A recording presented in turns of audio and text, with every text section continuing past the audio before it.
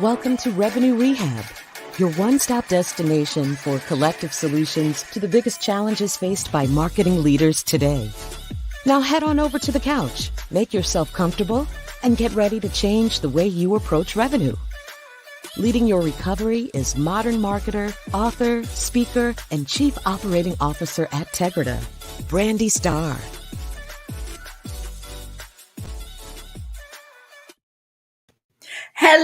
Hello, and welcome to another episode of Revenue Rehab. I am your host, Brandi Starr. If you tuned in last week, Christina and I had an amazing discussion in episode 4, and we talked about how marketing can have greater influence within the organization and within the boardroom. And we have another amazing episode for you today as we connect another area that marketing has influence. And I am joined by Russ Somers, a CMO of Lytho. Russ is focused on helping power the creative and marketing teams that power major brands and having an awesome time while doing so. Russ has led marketing for B2B companies, including TrustRadius, TrendKite, and in Invodo. His early roles included product marketing roles for Dell and Dun & Bradstreet. Russ lives near one of my favorite cities, Austin, Texas, with his wife, 2 children, dog and cat, and way too many guitars. Russ, welcome to Revenue Rehab. Your session begins now. Awesome, Brandi. It is so good to see you and talk to you today. Yes, I am excited for our discussion. You know, I know we've talked brands a lot, so I'm really excited to bring that to the couch. But I like to start with a little icebreaker that I like to call a little woo-saw moment called buzzword banishment, where you get to tell me the industry buzzword that you would like to get rid of forever. There are so many. I have to choose just one, so I will choose just one, and it's one that annoyed me this morning. It is best practices. Ooh. And here's why best practices bugs me, Brandi.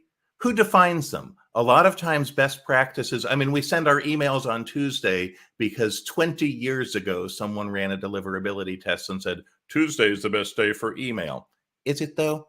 Is it though? So that's what I am totally with you on best practices. I always say that best practices aren't always best. I like to lean on proven practices. And that is what has been proven to work in this particular scenario. Because yeah, that email on Tuesday thing is one of the things that like is a hot button for me, because I'm like, if everybody's sending on Tuesdays, then guess what? It's just a crowd of noise. But you know, I know I'm preaching to the choir here. Absolutely. Awesome. So now that we've gotten that off our chest, tell me what brings you to Revenue Rehab today? Well, we recently went through at Lytho a major rebrand, renamed and rebranded the entire company. In fact, it was in the process of merging 2 companies together. Many of us as marketers have been through rebrands, but probably not on this accelerated timeline. The whole thing was under 90 days from start to finish. Wow. So we learned a lot from that, among other things. Try not to do it in under 90 days. It's not realistic. But we learned a lot of other things as well. I'm just super looking forward to talking about them. Awesome. So I believe in setting intentions. It helps to give us focus and purpose, and it also helps our audience know exactly what to expect. So after our chat today, what are your hopes? What would you like to be different after our session?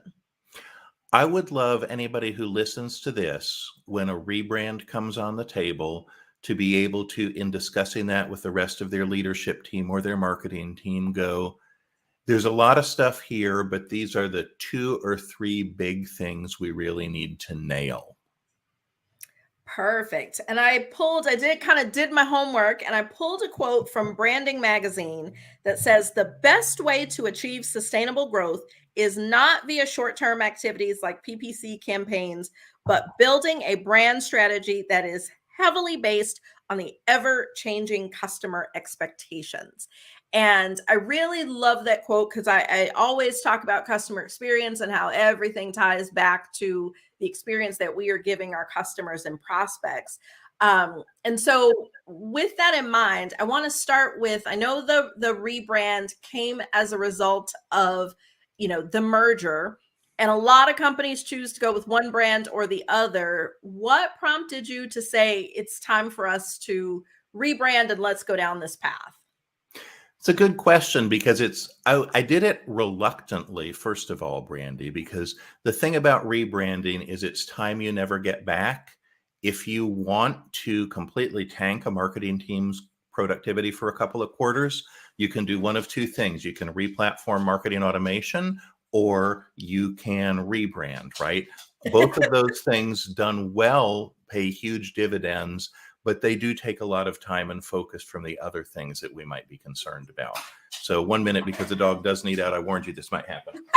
It is no problem at all.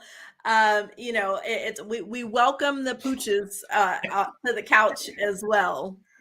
Awesome. Well, he is comfy on the couch, but he had to go take a bit of a walk. So anyway, so I was reluctant at the start, and it was something that before I started in the role, I talked a lot about with the CEO. He asked, do you think we need a rebrand? My initial answer was no. Everybody thinks they need one. Most people don't. But the more that I dug into it, the more we actually did for a number of reasons. There was a long history of the company making brand decisions that were probably good at the time, but they hadn't really thought about the ecosystem of the brand. So, for example, there are different types of names. One type is the evocative name. Another type is the empty vessel name. When you're naming products or features, those can't all be the same type. Some things need to be louder than others. So you can be like Nike, where the name Nike is very loud, and the sneaker name, the series name, 1100 Torch, is very quiet. Or you can be the other way around and have the product name be very strong and the umbrella name be weak, but they can't all try to be the same thing. So as it evolved, they just had not sort of pruned the hierarchy, as it were, and kept it effective. So I reached the conclusion that we were going to have an unsolvable problem of being memorable in the market unless we sharpened our brand quite a bit. Okay. Which is interesting because you think about it, and there are certain things where, I mean, like Nike, where, other than a few sneaker lines, most times you just know it's Nike. Like, I'm wearing Nikes. I don't know, the name of it. I just know I'm wearing Nikes. And for so many people, that brand is what carries through. So thinking about that power, when you get it right, what does that look like? It's hard to know in the instant. The hard thing is it's the lagging indicators that tell you, right? So I remember building a brand for a company called Invodo that I was at years ago. And initially, the first couple of years at conferences, it was Invo who? And then it was, oh, Invodo, you're the video guys. And then a couple of years later, it was people bringing their friends over. You've got to meet Invodo. They're the video guys, the video people. So you can only really know in retrospect, but you can kind of know ahead of time by, does everything look consistent? Is it easy to say? Is it easy to remember? When I say easy to say, I am a songwriter, and songwriters use a word sometimes called mouthfeel. What does something feel like when you say it?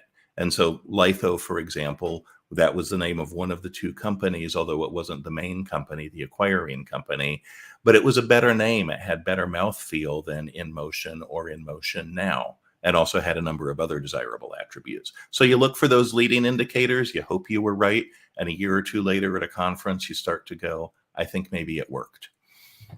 And that is one thing that I think that especially those outside of marketing don't think about, is branding is a long game. Like it is, they say a marathon, not a sprint. And it is one of those things where there are not, it's not like PPC campaigns. You run the campaign, you know how many people clicked, you know how many form submissions you got, and you know that in a relatively short time frame.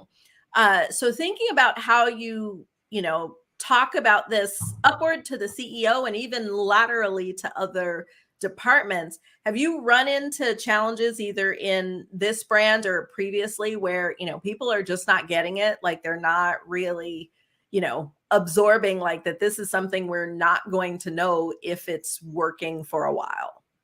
That's a good question, and that's a tough one because we had the company In Motion now had been around for quite a while, and within our customer base, about 600 customers were very well known, and within our company, and yet in the broader market, we don't have a huge amount of brand equity. So there were a lot of questions as we came in and started this. How are we going to know if it works? Do we really need to do this? Are we actually giving up a ton of brand equity? And you made the statement, I think it was something about sometimes people don't get it. I always prefer as an optimist, Brandi, to think in terms of, have I given them the right opportunity to get it? So like on the naming thing, I'm a total geek about product and company naming. So I wrote up probably like a 10, 14 page, here's what we're trying to achieve. Here are the options we considered. Here's the categorization for how to think about names and all of those things. So people could disagree with the decision, but with all of the things like that we did for socialization, they couldn't really say, I don't understand the rationale. They could say, I don't agree with the decision, but at least they get the rationale. And we even had a conversation at our last company meeting. How can we measure the impacts of the rebrand? And to an extent, it's a one-way door decision. It's not like you mentioned a pay-per-click campaign.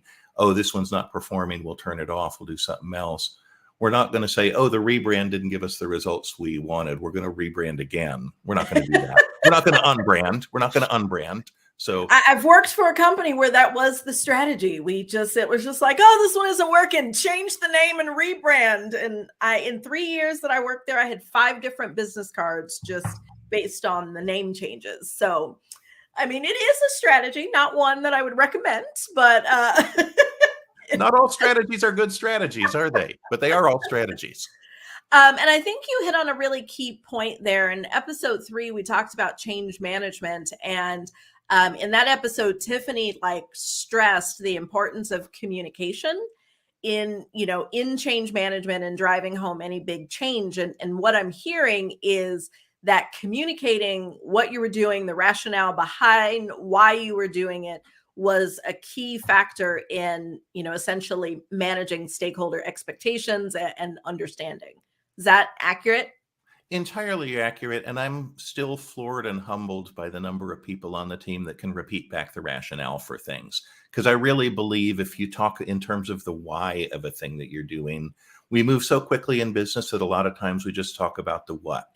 We're moving from this marketing automation platform to that one. We're changing our color from blue to purple, whatever it might be. But you need to talk about the why. I mean, purple is not an accidental choice. There is a spectrum. We put all our competitors' logos on a color spectrum. There was a wide open space where purple was, which coincidentally is we are not the least expensive offering. We are just the one best suited to creative and brand teams as opposed to others. And so best suited equals upscale. And when you look at HBO Max's branding, they use all these blue and purple gradients to signify this is a premium offering. This is upscale. So again, I think too much about stuff, Brandi, but it helps people understand the reason. And that, I mean, that is a key component of marketing. And one thing that I think a lot of people outside of our function don't always understand when it comes to colors, imagery, word choice, there's a lot that really goes into that. And the connotation that, subtle things send, because purple is the color of royalty. And you do, it has that, whereas orange happens to be my favorite color, but it's also, Tegrita color because it's the vibrance, the friendliness, and so that passion. And a lot of people don't realize this, that this is key. And so thinking about I think it's a little bit easier to communicate this rationale and what's happening more parallel in senior leadership. What did you all do for the internal teams? Once the decisions have been made and that the ship was moving, Like, how did you get everyone within the organization to buy in? Endless conversations, but and you know, I had like late night conversations with a product developer about purple versus blue and the names of them, all sorts of weird things. So you've always got to have the office door open and be able to have those. But then when we look at sort of programmatic things we did to get adoption and enthusiasm, one is we brought everybody along through the process. So in each all hands meeting every month, I updated people on where we were. If we were trying to choose between group blue and yellow, I'd talk about that and show them the two colors, right? And talk about where we are and how we're making the decision. So people buy into a decision more easily when they come along through it. But then there's a lot of fun stuff that we did. We threw a launch party. Our theme song for that was Purple Rain, because purple, and I love print, so it's full of win. And I know that you love orange and wear it a lot. And I just think it's funny that you and I have both chosen companies where we can rock the brand colors, right? You know, I do wear purple a lot. So we did stuff like we made sure everybody had swag the day of the launch party. So they had their t-shirts, they had their hats, which say a brand new day on them, and have a beer opener, because if you can have a beer opener and a hat, you always should. We sent then a few days ahead of time, we sent confetti poppers and stuff with that swag package.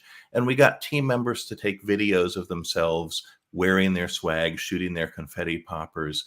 And some of them were so sweet. This one developer had a picture of his like 6-year-old daughter in this Lytho t-shirt that of course hung down to her feet, popping the confetti, you know, up in the air around herself and screaming. So that just let everybody sort of participate. Because at the end of the day, people don't want to be an audience for that. They want to be part of the show. And so how can you help your team be part of the show?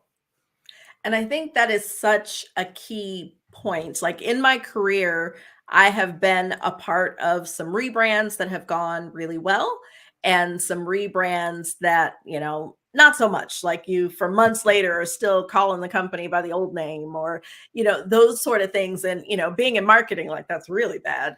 And I do agree that the key differentiator, if I think about when I was not in the decision-making seat, the key differentiator between those was where I really felt like a participant, like I was a part of the show, and not just someone who was handed a swag box at the end. Like, oh, this is what we came up with. And it's like, you know, it is what it is.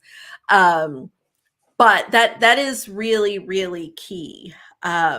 So shifting gears just a little bit, I hear so many CMOs who kind of talk about rebrand as not as positively as you do.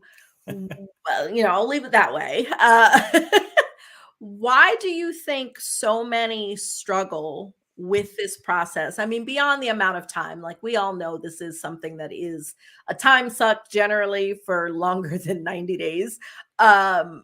But so beyond that, why do you think it's such kind of a tough thing for many CMOs to tackle? That's a really good question. Couple of thoughts. First off, not every marketer is a brand marketer.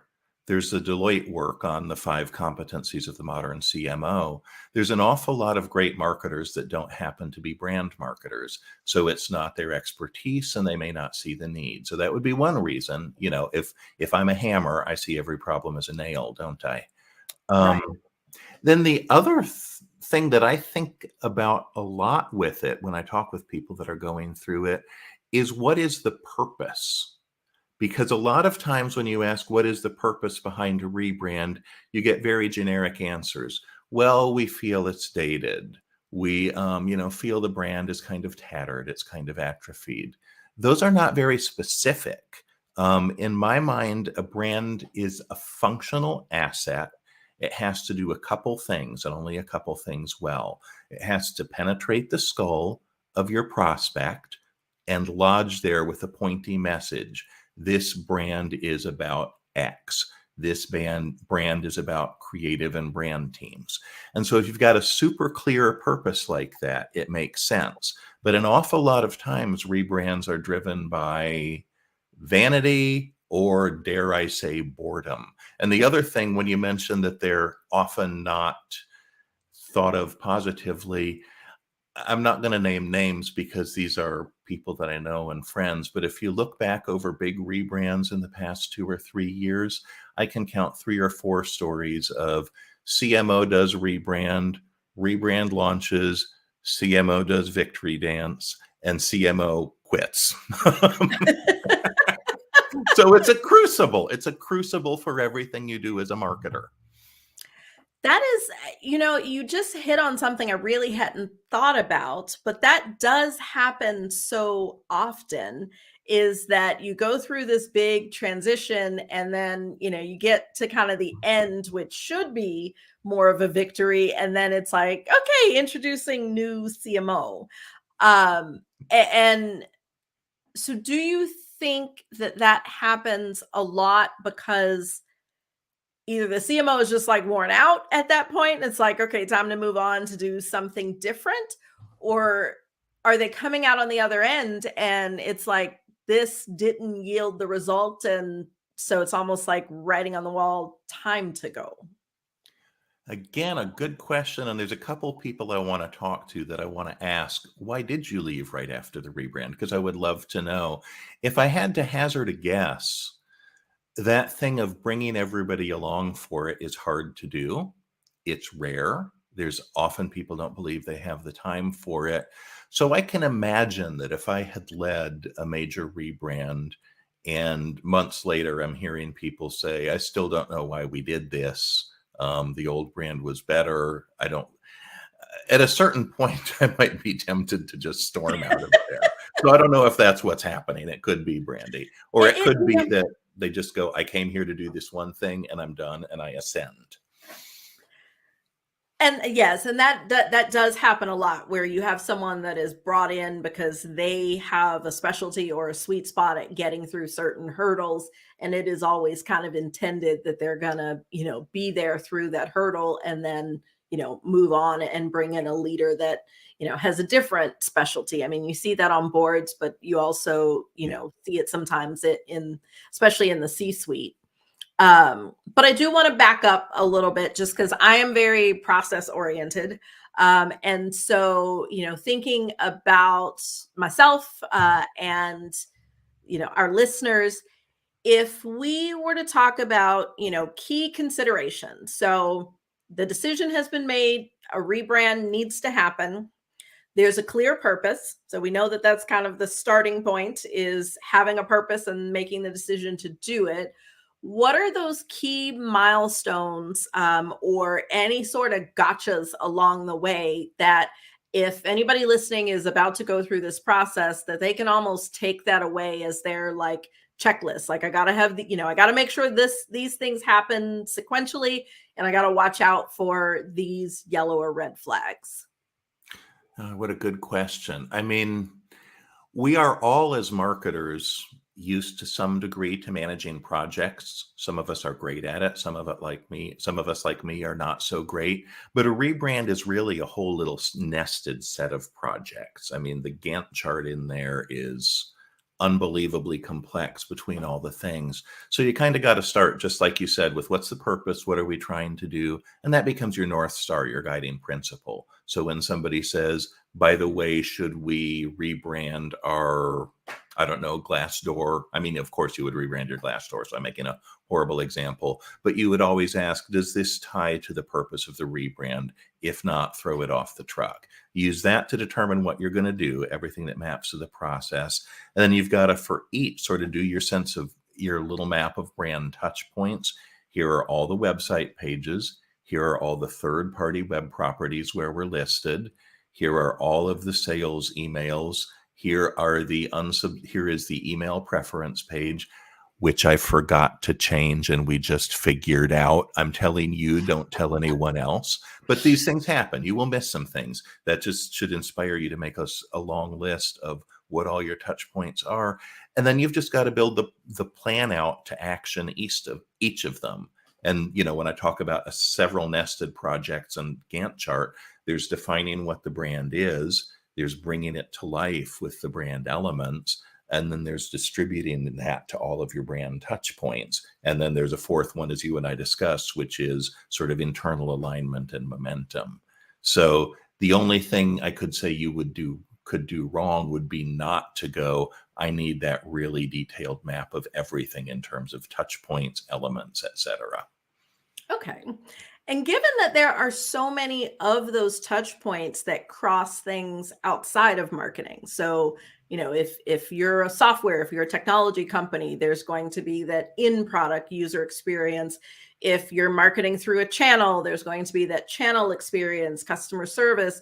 Where in the process are those other groups typically brought in? Like, are they a part of the brand discussion? Are they just more, these are steps, kind of sub milestones in the get or done section of the project? Like, how collaborative is it outside of the marketing teams, or how collaborative do you recommend it be? It's a really good question. And I think there's a spectrum. The more the person in their role serves a brand ambassador function, the more you need the collaboration so that they feel bought in. So think of your customer experience teams, think of your sales teams, right? Those people really need to feel like they had a voice and feel bought in. And they also, by the way, are the people that will help you uncover things that you'd otherwise miss. When you're talking perhaps about the finance team, you may have less need for them to be brand evangelists per se. So I'd almost go, how bought in do I need them to be for this to be successful, and give them sufficient collaboration to enable that to happen. Okay, and that makes sense, because your sales team, you need all in, but like finance just may need to change the logo on the invoices. Like they, may not have, and I know I'm oversimplifying it. I don't want to demean the role of finance, but in terms of rebranding, their role is a bit smaller, and their interaction directly with customers is going to be a lot less as well. Exactly so. Although even that, you still want to map that touch point and go what's true at that touch point. Because the thing I didn't think about on this round was I hadn't done a rebrand that changed the company's name before. If your customers get an invoice with a different color logo, they're going to be cool with it. They'll pay it. If they get an invoice with a different company name, in this day and age, they say, are we being phished? And payment slows. So every touch point matters, but the essence of what you said is accurate. Finance needs a lot less input into it. Okay. And that, there are so many, every brand project I've gone through, whether it be a rebrand or just, helping to build an unknown brand, there are so many of those things that, it's like gotchas, like something pops up, like, where'd that come from? Now we got to fix that. Kind of like your preference center. I think, we changed our logo 2 years ago, and I still pull up stuff and I'm like, how does this still have the old logo on it? And it's crazy. It's like, okay, here's the next batch of things 2 years later that, we need to update. But, so talking about our challenges is just kind of the first step. And I always say nothing changes if nothing changes. So we've got to do the work. And in traditional therapy, the therapist gives the client the homework. But here at Revenue Rehab, I like to flip things on its head. And I always say, when you know better, you do better. So we all, as marketers, want to do better. So can you summarize for us your key takeaways and give us your one thing? What is the one thing that you want our listeners to do in order to help to strengthen their brand? Or if it's advice on, the one thing to do if going through a rebrand, I'll leave it to you. I think there are 4 things. I always get in trouble when I enumerate. Now I'll only be able to remember 3. Thing 1 is start with the objective.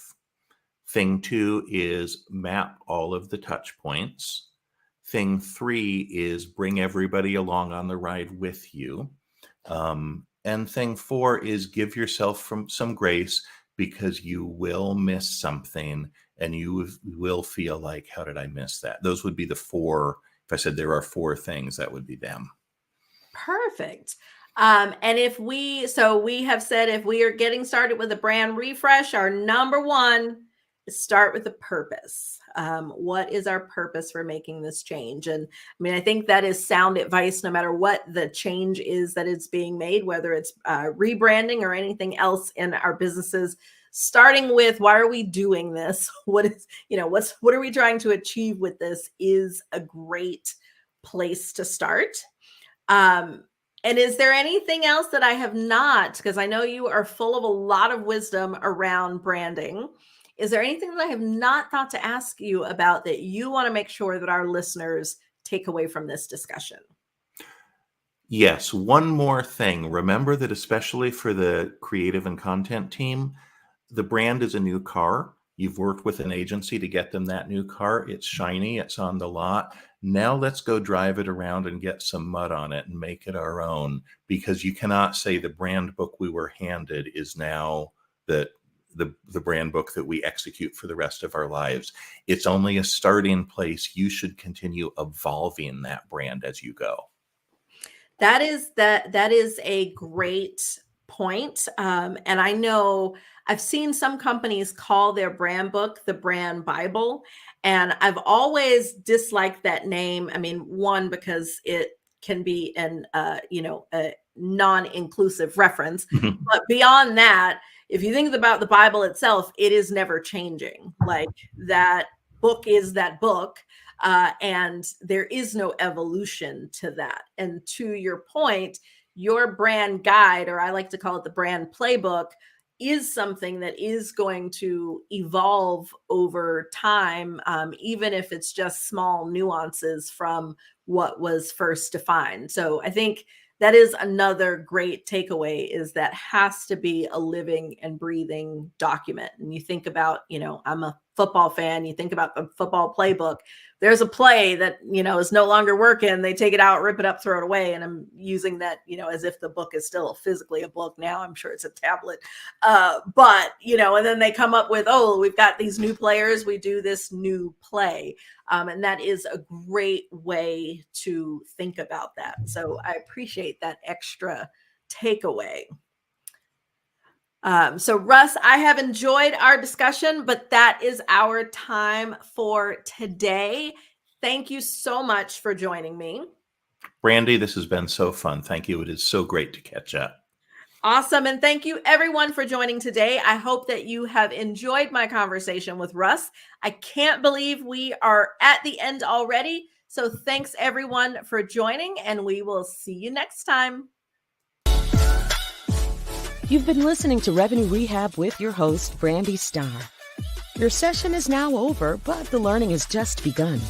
Join our mailing list and catch up on all our shows at revenuerehab.live. We're also on Twitter and Instagram at Revenue Rehab. This concludes this week's session. We'll see you next week.